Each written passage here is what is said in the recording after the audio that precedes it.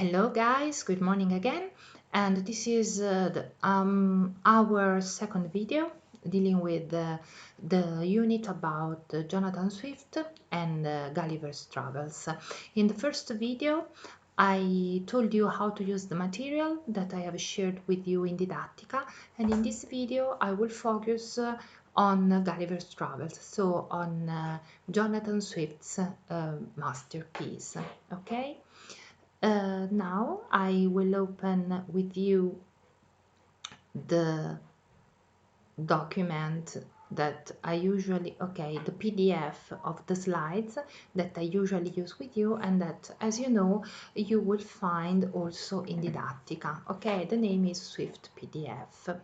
I go very fast through Swift's life and the works because we have already talked about them together, but just to sum it up, I can say that he was a Dubliner, so he was born in Dublin, as you can see here, in the second half of the 17th century, so in full Enlightenment, and when the Enlightenment was about to come, okay, in England and in Europe to spread.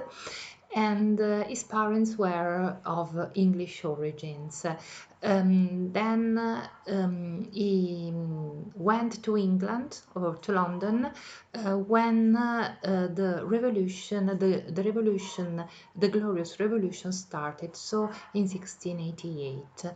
And in London, in England, he worked for a very important statesman who was a Whig statesman, a scholar, a very famous politician of the time, whose name was Sir William Temple. He was a Whig, as I have already told you.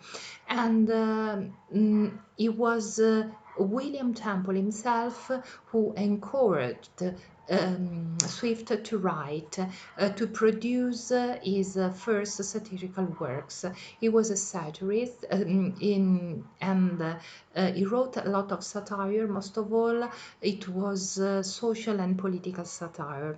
Then he went back to England in 1694, and he became an Anglican priest, and then he produced a lot of writings for the Tory administration, so he changed a little bit his mind, and from Whig he became Tory. He supported the Whig party and also the Tory administration in the second half of his life.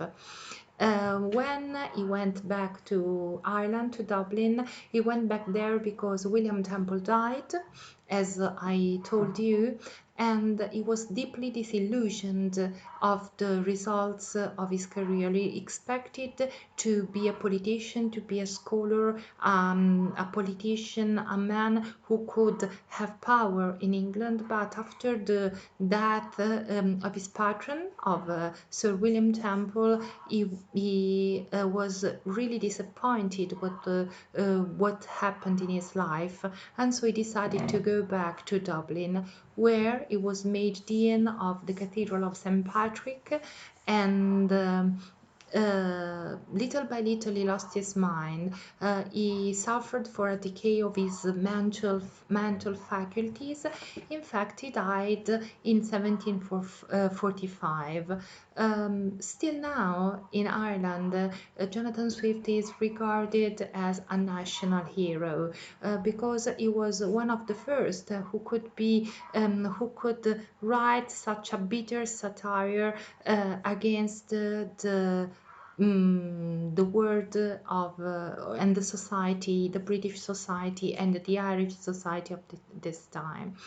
We said that it was a misanthropy, and but at the same time, and it might sound a little bit strange, it was also a lover of mankind as a whole, a misanthropy. We do remember that I wrote this word on the whiteboard, and I asked you for a definition of misanthropy. A misanthrope is a person who hates some part of the mankind, who hates, who believes that he knows more, he is more sensitive, and he knows more, he has more knowledge, and for this reason he wanted to stay by himself. He hated some aspect of the people who surrounded him, but at the same time, as a kind of alternative, he is seen as a lover, a deep lover of mankind, that he wanted to shock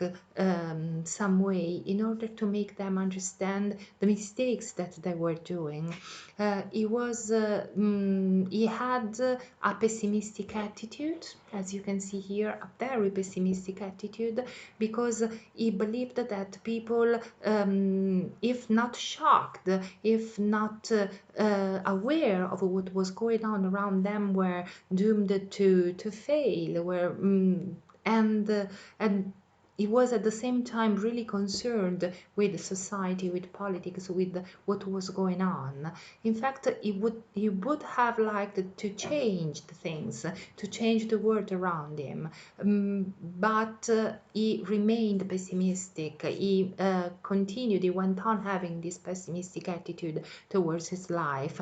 In fact, even though we are approaching the Enlightenment, so the period in which reason and possibilities, also scientific progress, were very important, he didn't share the optimism of his age. I am going rapidly through it because I remember that we have already spoken about these issues.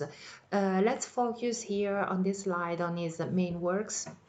And I told you, I remember last month, that most of his works are considered as satirical.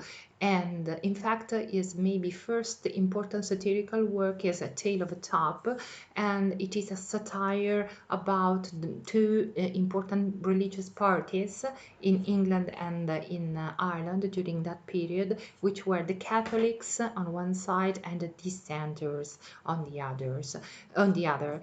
Then I also told you about another satire, but the topic, the issue, the topic of this satire, the subject, the object of this satire was literature. So, which were the differences between the ancient and the modern literature? What are the merits of the ancient literature and of the modern one? The title of this satire, written in 1679 and published in 1704, was The Battle of the Book. Then he wrote his important and only satirical novel that is usually considered his masterpiece, which is Gulliver's Travels, which was published anonymously for the first time in 1726. Then another pamphlet, which is very satirical, very bitter, and that we will read partly together, was A Modest Proposal, written in 1729, as you can see here, in which he suggests that the poverty of the poor Irish people should be relieved by selling their children as food for the rich people. It was really shocking for the period, and we can understand reading it what satire means. Okay. Then we said that he was pessimistic, that he had this pessimistic attitude, but his attitude was also to reason. Why reason? Don't forget that we are approaching the period which, in history of culture, of philosophy generally speaking, is called the Enlightenment, l'Illuminismo. So reason and the scientific progress, the reason as a light to win the clouds and the darkness of ignorance and superstition. And he thought that reason was important, but he considered it as an instrument, as I am pointing out here for you, an instrument that had to be used properly, uno strumento che deve essere usato in maniera adeguata, adeguatamente, properly. Why? Because Swift also thought that the use of reason, if it is too intensive, can lead to error of judgment. And so if I use too much reason, I can my judgment can fail. I can make mistakes in judgment. And so um, he thought that it was important to put together reason with common sense. So his view of life was based on an union between reason on one side, so this instrument, okay, that had to be used properly, and the common sense, a view of life based on common sense. And he put them together also in his works. He put our reason and common sense. We said last time we stopped here. Today I want to introduce Gulliver's Travels, that, as I said, is generally considered his masterpiece.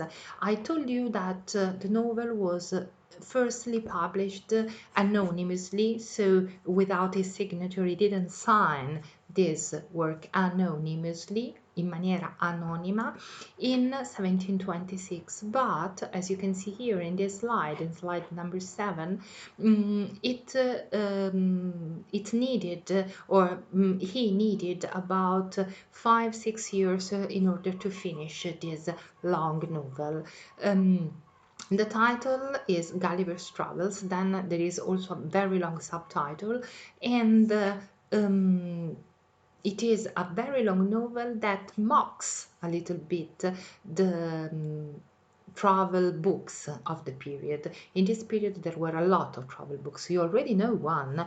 We have already studied Daniel Defoe's Robinson Crusoe, and it is a kind of book novel that can be considered travel literature, okay, because it tells of a travel, or of a long period, not only of a travel, of some travels, and then of a long period spent by a single man on a desert island, as you know.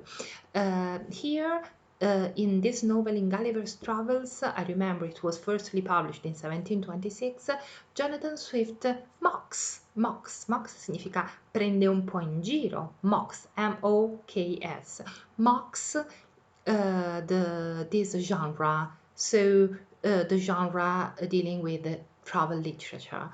And the novel consists of 4 books, and in each of these 4 books, Lemuel Gulliver travels to a different place, to a different world, and in first person singular, he tells about his adventures, okay, about his travels. Then, as I told you, the hero, the protagonist, and so the narrator of the events of the travels is a surgeon, a ship's surgeon. Surgeon means medico, chirurgo, ok? Quindi un medico di bordo di una nave, ship surgeon, whose name is Lemuel Gulliver, ok? And in order to make his travels, his novel, his account of his travels more realistic, or as much realistic as possible. Sorry, girls, there is, I think, the courier who is coming. Okay. Arrivo. Okay. I will stop here and we will go on later, because there is a little bit interruption, but don't worry about it. Bye bye.